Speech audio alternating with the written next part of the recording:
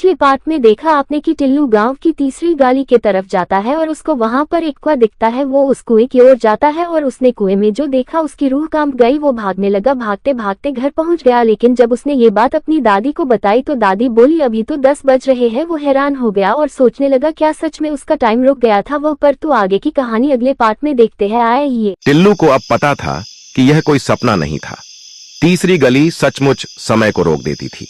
लेकिन सवाल यह था क्यों? किसी ने भी उसे जवाब नहीं दिया था, न दादी न गांव के बूढ़े।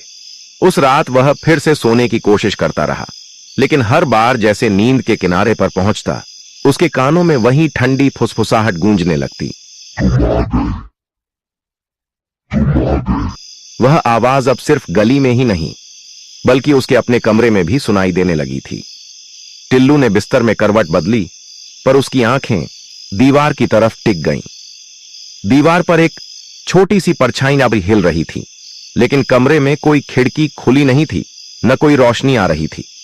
टिल्लू का दिल धड़कने लगा। वह धीरे धीरे बिस्तर से उतरा और उस दीवार के पास पहुंचा।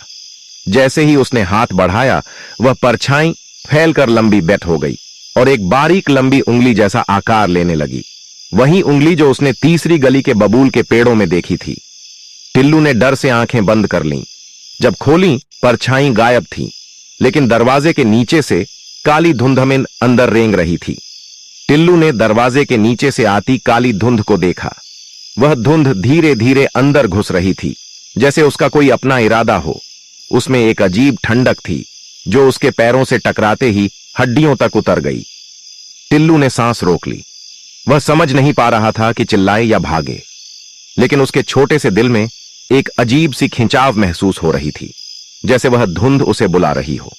और फिर वही आवाज, वही फुसफुसाहट, इस बार पहले से भी करीब। टिल्लू ने कांपते हुए दरवाजे की कुंडी खोली।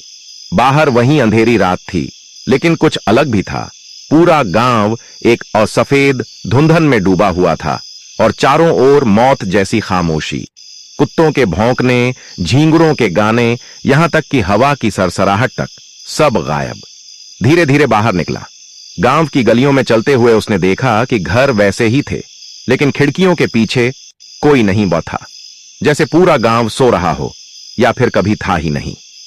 तद्दारनाफ तीसरी गली की ओर उसके कदम खुद ब खुद तीसरी गली की तरफ बढ़ने लगे, जैसे उसका शरीर अब उसके अपने बस में नहीं था।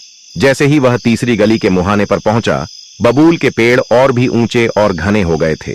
उनकी टेढ़ी मेढ़ी टहनियां नीचे झुककर सड़क को ढक रही थीं, मानो किसी काले दरवाजे का आकार बना रही हों। अंदर कदम रखते ही सब कुछ पहले जैसा हो गया। हवा थम गई, समय रुक गया और वह अजीब ठंड उसके सीने में उतर गई। इस बार आवाज ने फुसफुसाकर नहीं, बल्कि सीधे उसके कान में बोला, वो इंतजार कर रहा है। गली का अंत, वही पुराना सूखा कुआं, लेकिन इस बार कुएं के चारों ओर काले कपड़े पहने सायों खड़े थे। उनके चेहरे नहीं दिख रहे थे, सिर्फ खाली अंधेरा। उनमें से एक साया आगे बढ़ा। उसने बिना मुंह खोले सीधे टिल्लू के दिमाग में कहा, समय एक बार रुक जाए तो पीछे नहीं जाता। अब तुम हमारे साथ हो।